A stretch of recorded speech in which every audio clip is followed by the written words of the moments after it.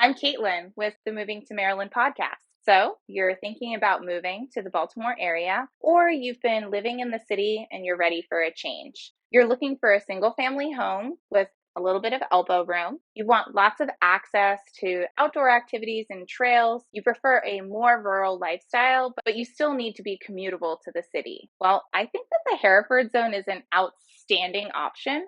And in this video, I'm going to show you why. I grew up in Baltimore County and now live in the Hereford Zone, so I know my way around. First, I'm going to give you a general lay of the land. Then I'm going to take you through some of the extraordinary parks in the region. After that, we'll dig into some of the magnificent dining and entertainment options.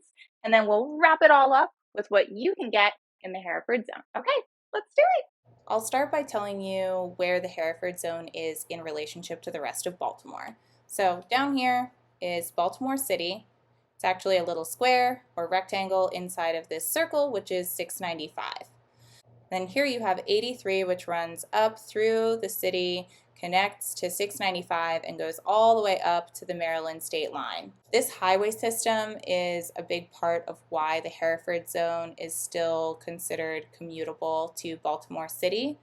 I live in Sparks, which is in the more southern part of the Hereford Zone, and it takes me about 30 minutes, give or take, depending on traffic, to get down to Fells Point every day. Really, your commute will depend on how far up 83 you are and how far east or west you are of that highway system.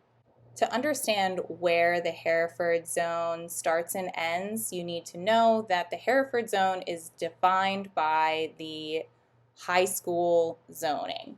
So this is the Hereford High School zoning map from the Baltimore County Public School website as of July 2023. So obviously all things are subject to change, but right now this is the Hereford Zone. It makes up a large portion of Baltimore County. It's actually 233 square miles. The big things to know about the Hereford Zone: there are blue ribbon schools. It is a huge agricultural rural area. It is horse country. So if you stable a horse anywhere in the greater Baltimore area, you probably stable that horse in the Hereford Zone. Now, if you could consider anywhere to be downtown Hereford, I would call it York Road between Mount Carmel Road and Moncton Road, which you can see right here. This is Mount Carmel Road, that's Moncton Road up there, and this is York Road, which runs through the center. That's where you'll find doctor's office, dentist's office, pharmacy, law office, things like that, but it's a pretty small town. And right up the street from the town center is the high school, Hereford High. A few things to know about Hereford High School. So in keeping with this being a major agricultural area, their mascot is the bulls. Hereford raises a ton of cattle, and that's one of the things they're really well known for. The school also has the only agri-science program in Baltimore County, which is notable as well. And as I said before, it is a blue ribbon school. Right up the street from the high school, you have something locally called Hillbilly Beach. It's part of the Gunpowder Falls State Park. In the summertime, this place is packed. This is the local swimming hole. It's also really popular to bring inner tubes and tube down the river for the day.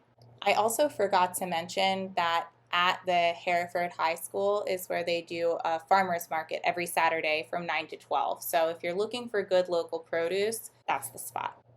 Another outstanding park in the area is the NCR Trail. So it stands for the Northern Central Railroad Trail.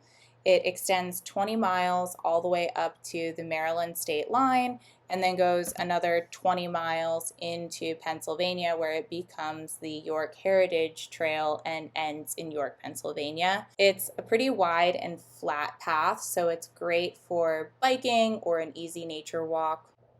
And then another really great resource in the area is the Prettyboy Reservoir. While this reservoir is located in the county, It's actually owned by Baltimore City because it is the primary source of drinking water for Baltimore City, Baltimore County, and parts of northern Anne Arundel County. The Gunpowder River flows into Prettyboy Reservoir, and then the water continues down the Gunpowder River and flows into the Loch Raven Reservoir. And then that flows through a tunnel down to the Montebello filtration system, where it's then distributed to the areas I already mentioned. Aside from being an excellent source of drinking water for all of us who live here, it's a really fun place to go for a hike or go mountain biking on a beautiful day. Now, I mentioned that Hereford is well known for cattle production. There's one farm in particular that I would like to highlight. It's called Roseda Farms. They are a natural, sustainably focused farm that services a lot of the greater DMV area. All of their cattle are raised naturally. They're grass-fed and then finished on corn. They're never fed any antibiotics or hormones, and all of the beef is dry-aged for 14 to 21 days before distribution. As far as their sustainability efforts, they use a rotational grazing system, so the earth is never too beaten up by the cattle. And they try to herd their cattle away from the streams to protect the watershed. As if that wasn't enough, the entire farm is actually powered by solar energy. So it's just really cool. A lot of the local restaurants use their products. So if you dine out in Maryland, it's more than likely that you've tried their products before, even if you don't know it. As far as grocery options in the Hereford zone, Graul's is definitely the local spot. They're a family-owned grocery store that's been open since 1920. Their motto is, "We'd rather be good than big," and they've really demonstrated that. They only have 6 locations 100 years later. They use family recipes in all of their prepared foods, and they provide an excellent quality of service. They're definitely known in the area as a higher end grocery store. Then if you're looking to have a drink or a bite to eat at the local watering hole, the Manor Tavern is the place to be. There are about 10 or 12 bar stools at this place, and I will tell you that those are occupied by mostly the same people every day. The place is really focused on using as much local seasonal produce as possible, and it's just an institution. If you want to get the vibe of Hereford, go to the Manor Tavern. There's a horse on their logo. The place was originally a stable, and then it was a blacksmith shop, a general store. The property itself is 267 years old, so there's a lot of history there.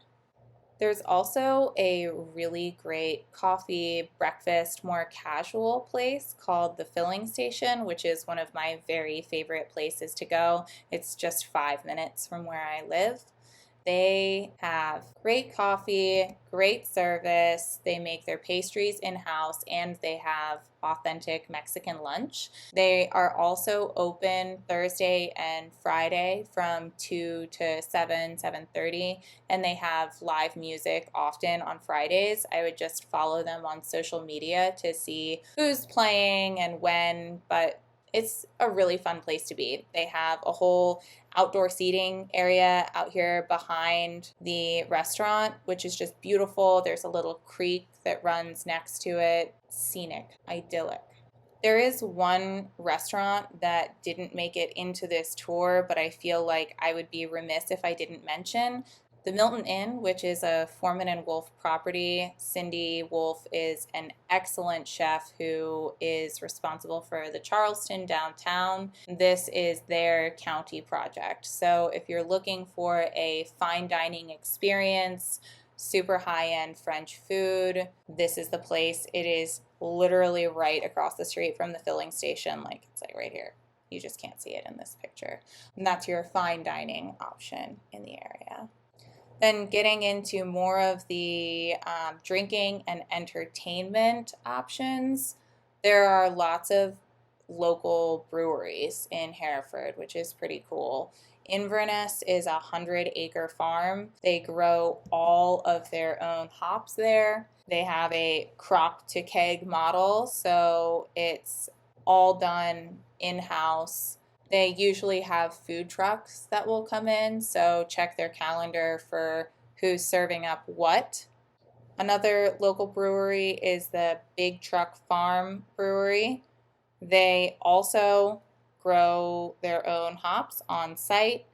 They have food trucks that come in, and they also host live music, usually on Thursday and Friday nights. So, again, check their event calendar to see exactly what's going on. But if you're looking for a place for a good time, Big Truck Farm Brewery is a good option. And then one more brewery that I want to talk about is the Farmacy Brewing with an F.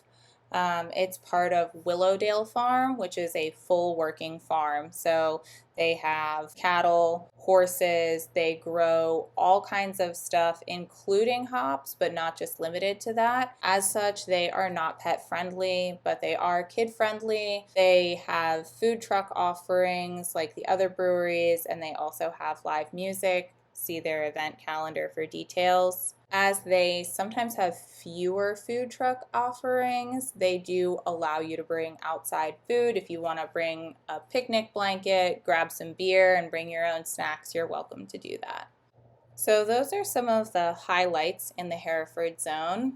Let's get a little bit into what the real estate offerings are in the zone. So as far as the types of real estate that you'll find where, it's primarily single family homes. Depending on where you're looking, you may have more or less acreage. Typically, the houses in this area will be on at least an acre of land. You can definitely find homes with significant acreage, like 30 plus acres. You can also buy a full-fledged farm in this area if that's what you're looking for.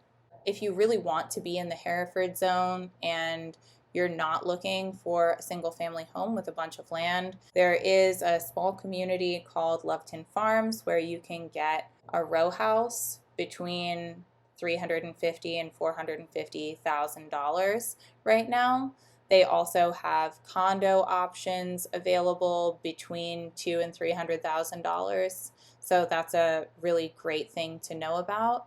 There's also a small community of townhomes right across the way from Loveton next to the Sparks Shopping Center. And those homes go for a little bit more, closer to the $400,000 to $550,000 range.